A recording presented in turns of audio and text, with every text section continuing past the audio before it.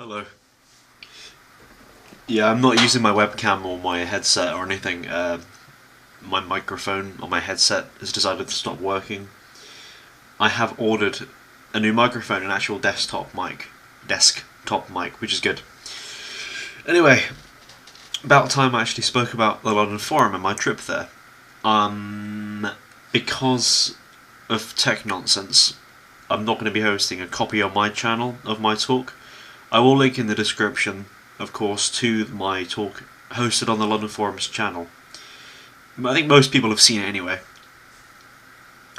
Anyway, I wanted to speak about my talk a bit, why there were problems, but also comment on the London Forum a little bit. Let me just check, is this recording? Yeah, it is. Good, there we go. Yeah, because I keep trying to record videos with this thing, and problems. Whatever. Yeah, so let's begin.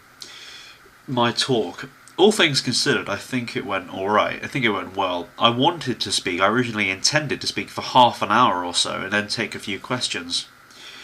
But as I arrived, and as I sat down and I was the last speaker, and I watched the other speakers and I saw the responses to the speeches, and I got a better feel for the atmosphere, I realised that I was in the wrong place a little bit. Not in the sense that I'm not right-wing, or technically a nationalist, whatever. You know, I'm pro-England, I'm pro-Britain. But in the sense of attitude, this was best exemplified by the anti-Semitism. I'm no philo-Semite, but my anti-Semitism is as such because it's based upon my own affirmation of myself. My anti-Semitism isn't just the Jews are oppressing white people, they're being really mean, free Palestine. There are problems with that sort of approach to the matter. When I speak about the Jewish question, I of course affirm all the facts, but my gut instinct, my first presupposition is, okay, what about myself? And all else flows from that. So I will establish truths in accordance to myself. For example, with the Jews, I am against world Jewry, if we want to use those sorts of very conspiratorial terms, because I'm English, and because the foundation of Englishness, or my Englishness, my identity as an Englishman, is spiritual, it is cultural, it's religious, it's mystical, and it isn't materialistic and bourgeois. Now, the Jews have basically become a merchant-like people, and the values they proliferate are materialistic, mercantile, bourgeois, etc. That's why there is a differentiation, which is also why I'm sceptical of capitalism and so forth. That's why there's a differentiation, because I am something. I am an Englishman. You know, I am this. I have a particular quality to my presence, and that has consequences. What I saw at the London Forum was just a lot of kind of lefty whining about being oppressed, and we're a victim group, oh, you know, please stop bullying us. That isn't the language, or the approach, or the emotional reality of someone or people who are in a winning position or are going to be in a winning position. Power is assumed before it actually is assumed, so to speak. I can't remember I think it's an Asian saying, a winner wins the battle before it even begins, a loser goes to win the battle. But that mindset is one of power, and one of strength. One who has a mindset of power and strength does not make a big fuss and song and dance about how others are downbeating him, because what he's doing there is calling for help and sympathy and begging them to stop. That's a submissive, effeminate, and ultimately pathetic position to take, and it won't create anything good. You will not Well, what's needed in contemporary society, and really goes for all European or Occidental civilization right now, is a reaffirmation of the self, a recontextualized understanding of God, and an embrace of power, will to power, and of strength. None of this will come about by complaining that you're being oppressed. The exact opposite will happen. The more people focus on the fact that they're being oppressed, quote unquote, the more weak and pathetic they will become, because they're assuming that submissive mentality. It's why, for example, minority groups in the United States cannot create anything great. They just whine about white people. They cannot create anything great. They have pathetic, almost animalistic cultures, African Americans in particular. And that's because their entire identity is based upon reacting against something in a sort of submissive way. They're following something. They're not leading themselves in spite of all else.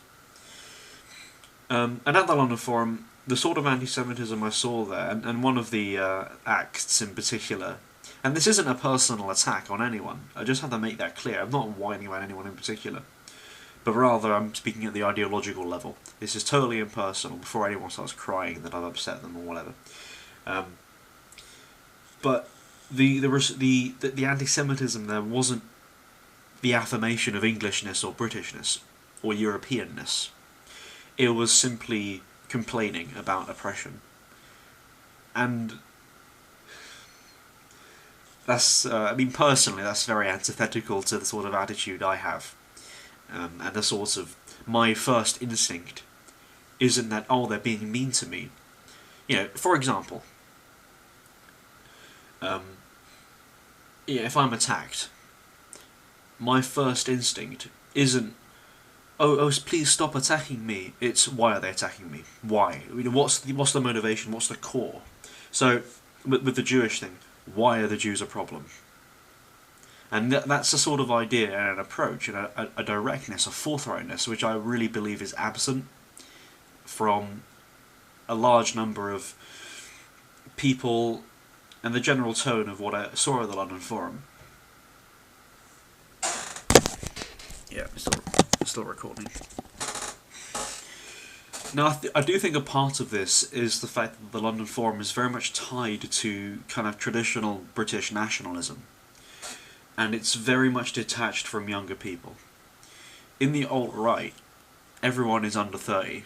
For the most part, everyone is under 30 years old. You get a few people, but generally speaking, like all my friends are in their early 20s, typically speaking. I have a few I have two friends who are like 16. I'm also friends with David Parry, who's in his 50s. So it's a mix, but generally speaking, in the alt-right, in the online kind of newer, younger side of things, everyone is young. Whereas at the London Forum, I'd say the vast majority of people at the London Forum were over 35. I'd say about a third of the people there were over 40. And that has its consequences. That has its effects. Because most of those people don't have any image boards to kind of let off their humorous and offensive steam.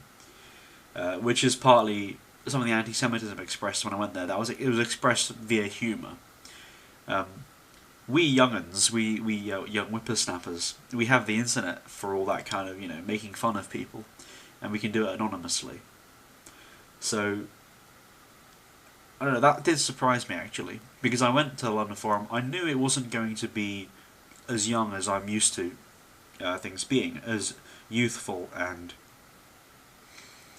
energetic, or, there's a certain energy of young men, and a certain, not aggressiveness, but a certain force, and a certain energy and power.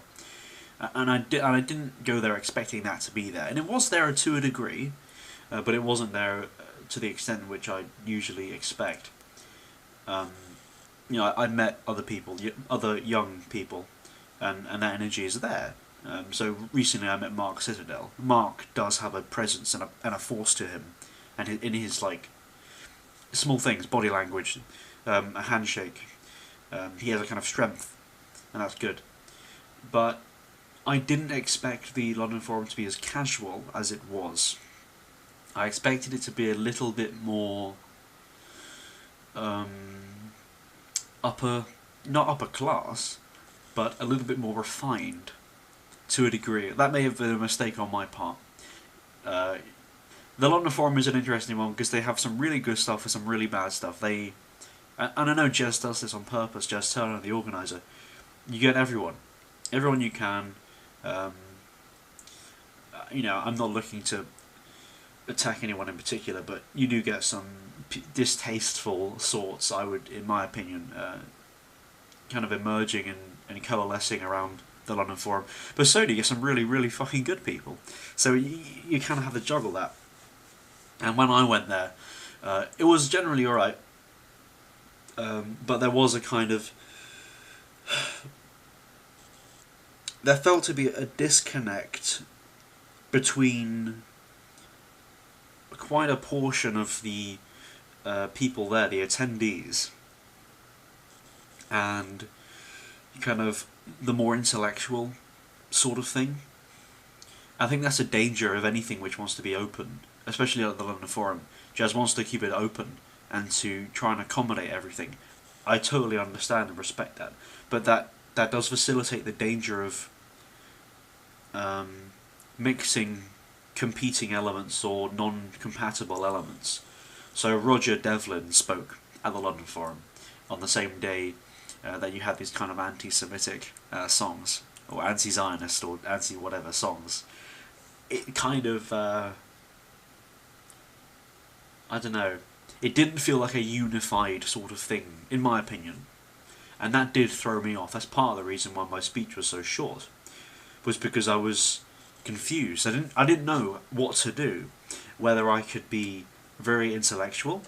Roger Devlin kind of is an academic, and I think he had some notes with him and things like this. So he was going through his routine, right? With me, it was more ad-libbed, it was more improvised, so I had to respond to the room, and I had no idea what the fuck to do. Ought I have been more intellectual and philosophizing and pretentious, or should I have kept it low? I mean, I can't. My personality is to, be abstract and that sort of thing. So I kept it short and sweet. My talk, I was talking. I was a little nervous at first. My leg was shaking, but then I started talking, and then I eased into it, and then my steam ran out, and that's when I said, "That's all I have. That's all I have to say." I didn't want to overstay my welcome, and I didn't want to. I didn't want to push it. I didn't want to. I didn't want to, make people impatient, and I didn't want to confuse myself trying to explain certain things to people whom I worried if they'd understand. That isn't a criticism that anyone was an idiot, of course not, but when you have such competing cultural elements and styles, you have to respond to that. And because I didn't have a script with me, I have to respond to my surroundings. And I couldn't do it because it was too divergent. And it was clear, anyway, from the way Jez read the intro of my talk, that I was a bit of an outsider. And that's fine, I don't have a problem with that. But that's that's why my speech was short. I wanted to mention other things in my speech.